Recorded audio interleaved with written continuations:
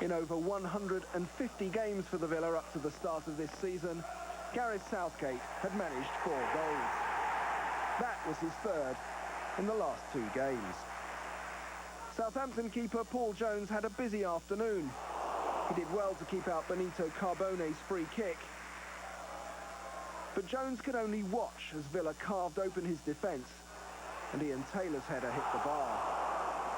The Saints had already won in the league and lost in the Worthington Cup at Villa Park this season, but John Gregory's team, boosted by their win at Leeds last weekend, never looked likely to slip up against a disappointing Southampton side. Aston Villa 1, Southampton 0. When we spoke before the game, it didn't matter how we got through. The most important thing was to be in the hat, and we expected a tough game because Southampton have been here twice, beaten us once already this season here. So we were pleased because we dominated the game, and there was always the danger that they might nick one at the end.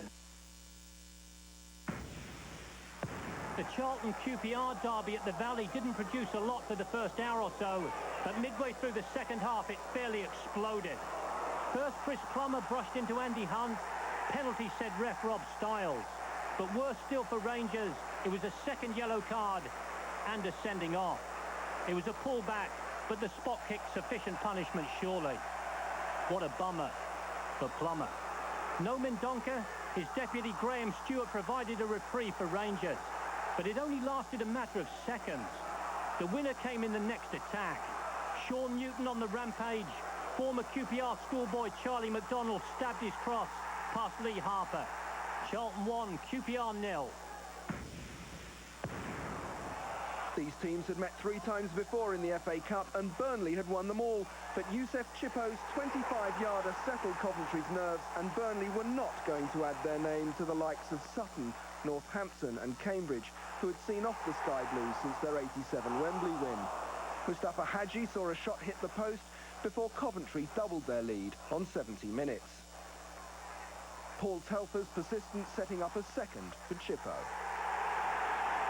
Gordon Strachan will find his 2 Moroccans hard to replace when they fly out soon for African Nations Cup action.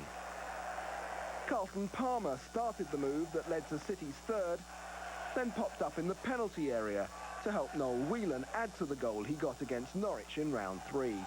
No repeat for Burnley of their giant killing of Derby. Coventry 3, Burnley 0.